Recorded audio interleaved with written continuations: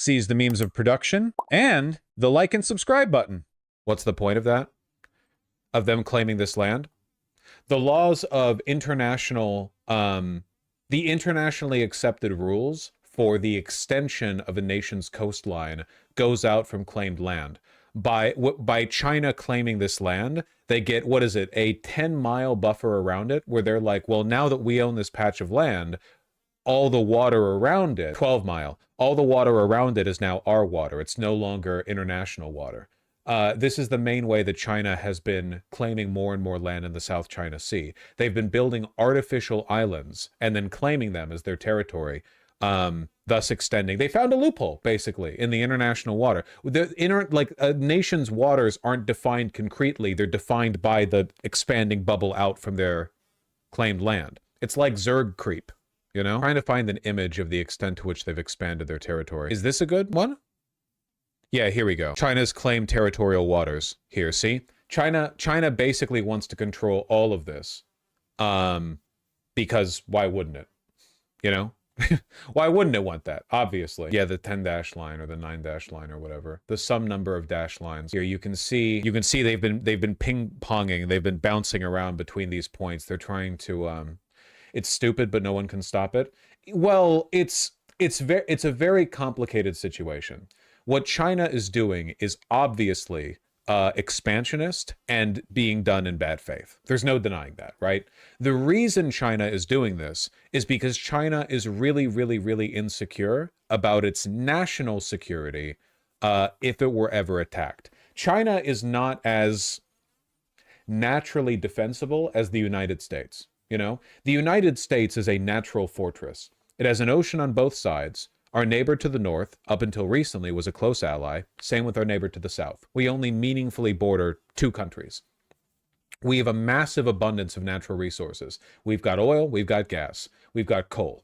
If we came to war and we went at war with everyone else, we'd be maybe the best positioned in the world to hold ourselves together. We could hold down the fort. We're in a OP spawn point, basically. China has issues, right? They don't have much in the way of certain natural resources. They got lots of earth minerals. They're missing a lot of coal, right? They don't really have much coal, but their economy runs on coal. But they ship it in. They have to ship in lots and lots and lots and lots of coal. Also, basically like 90% of Chinese trade comes in through one strait. What's the name? I'm blanking on the river. You know, it's like all of their port activity. No, they have a shit ton of coal, but they need more. It's oil they don't have. The Strait of Malacca, yeah. Here, hold on. Strait of Malacca traffic. This isn't the one that I was thinking of, but it's also a good point. An ungodly amount of trade goes through here past Malaysia, through the Malacca Strait.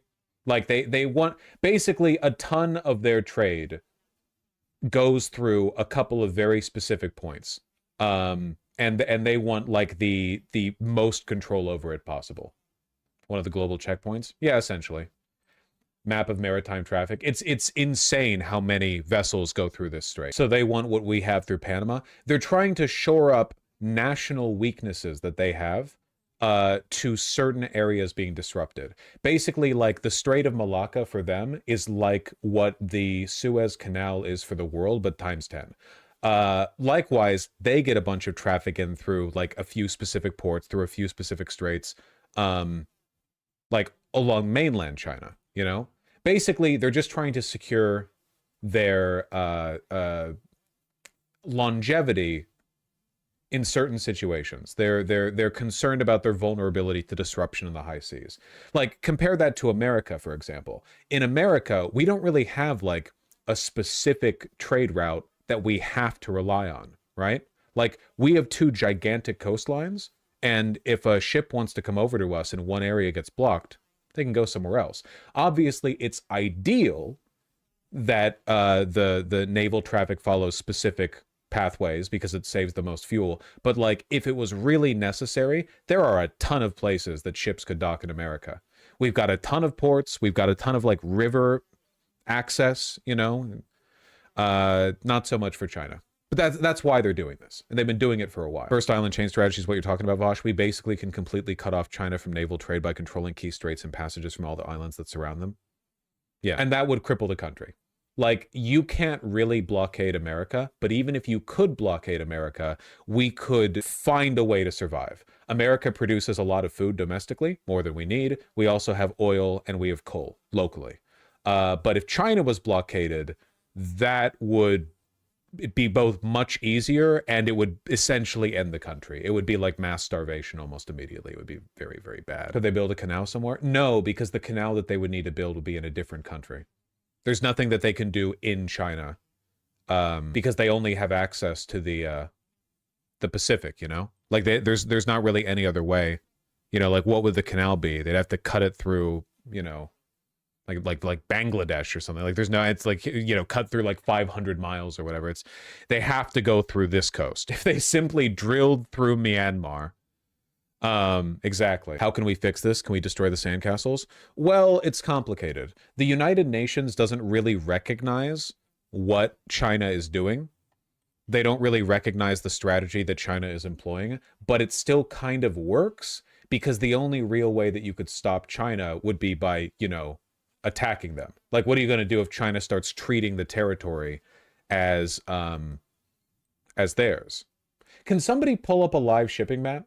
You know, like the live plane map, except for boats. I want to explore the map a little bit. And I don't know what site I would look at. Oh, wait, I think I found it. Never mind. Okay, yeah, here we go. Marine traffic. Oh, I found a different one. But maybe the one that you found is better. Okay, the one you found looks to be better.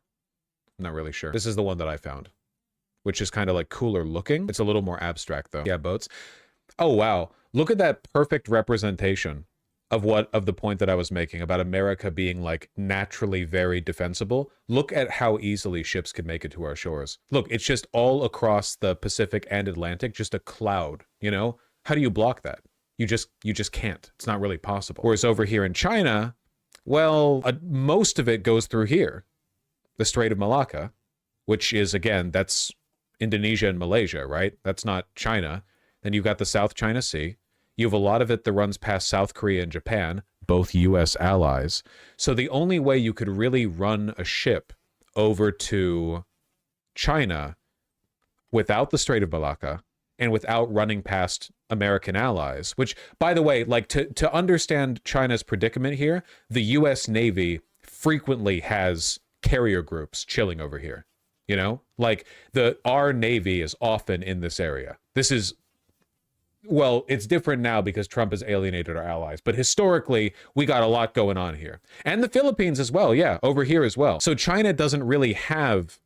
and Vietnam. Vietnam's also our goddamn ally. So think about it from China's perspective, man. Like, in order to get anything into China from the water, you have to run it past a cloud of American ally-controlled waters here in the South China Sea, up here near Japan, in the Sea of Japan. I'm trying to remember if it's called the Sea of Japan or if I was just like transcribing the South China Sea onto it if it was called something else. Taiwan is also there. That's right. That's another big reason.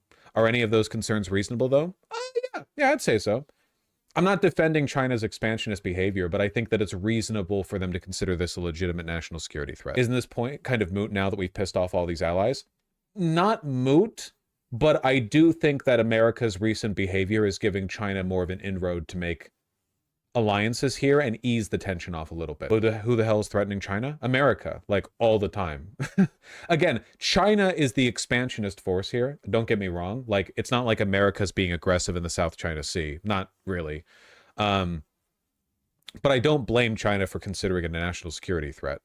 You know? Yeah, China does attack other ships in the South China Sea. Sorry, it's just kind of a beautiful map, isn't it? Are we in the wrong? Well, we have very unnecessarily antagonized China for no reason. I'm not just talking about Trump, I mean America. Our relationship with China, our antagonistic relationship, you know, we basically manufactured it for nothing in the 2000s, right? When American companies started moving their manufacturing over and China had a big economic boom, both China and America benefited from it.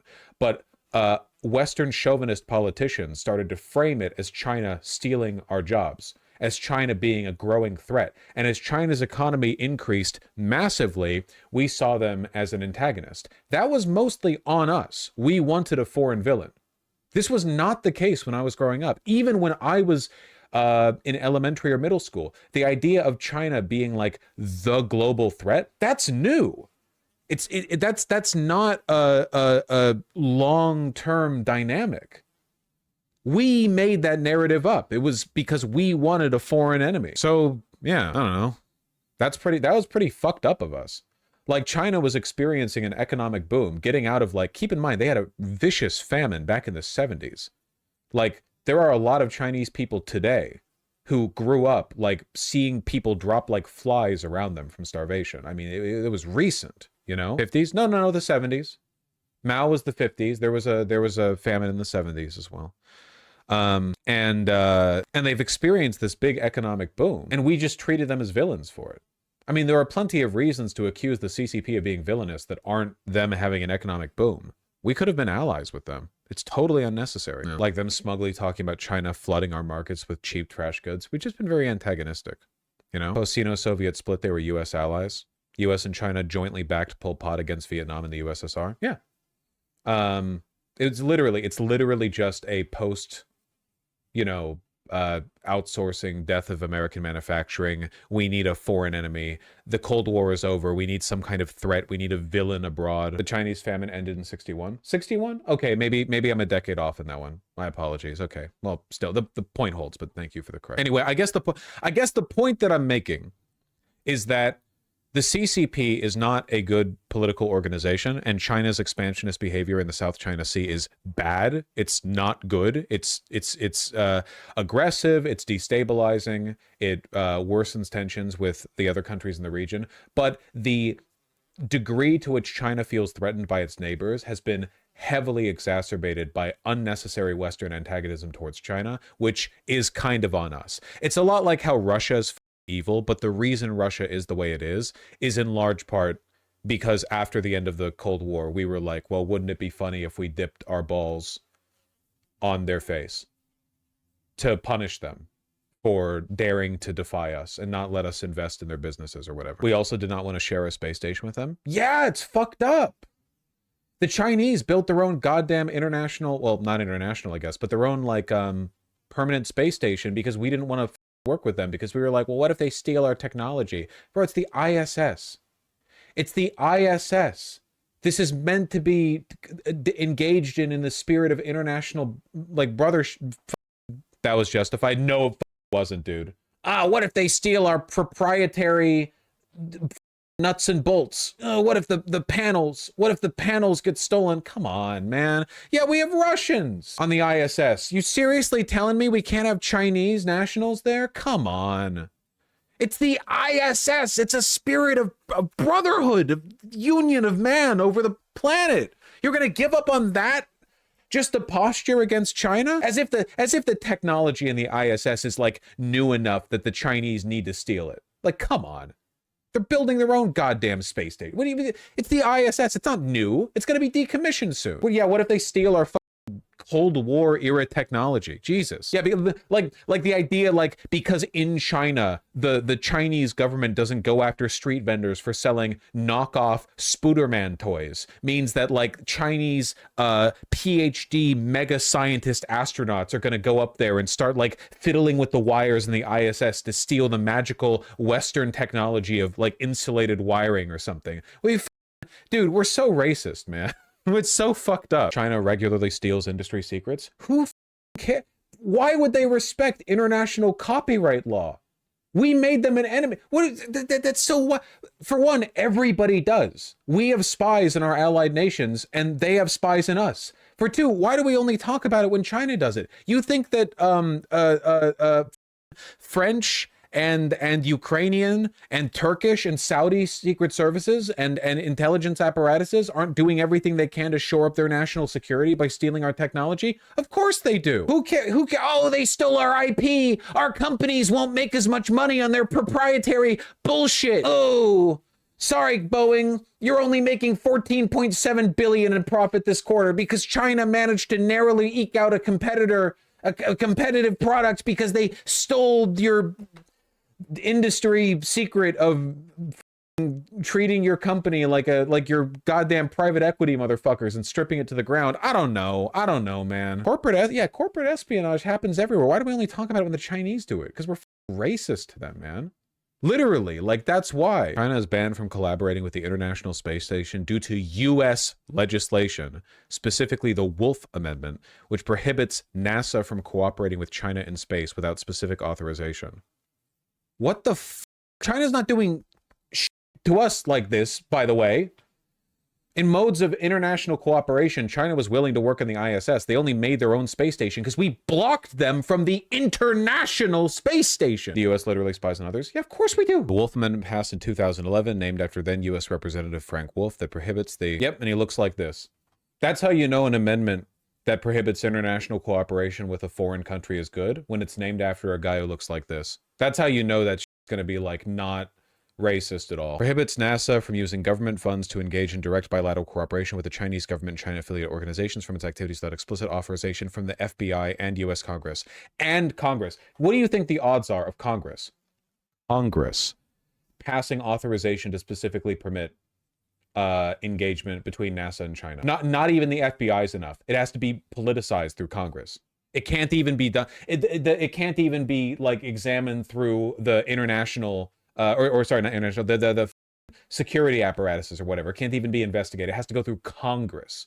No chance. It's been inserted annually into appropriation bills since then. In 2013, officials at NASA Ames prohibited Chinese nationals from attending Kepler Science Conference 2. A number of American scientists boycotted the meeting, with senior academics either withdrawing individually or pulling out their entire research groups. Frank Wolf wrote a letter to NASA saying the restriction only applied to bilateral meetings and activities between NASA and the Chinese government. Oh, Frank Wolf himself was like, no, you can have that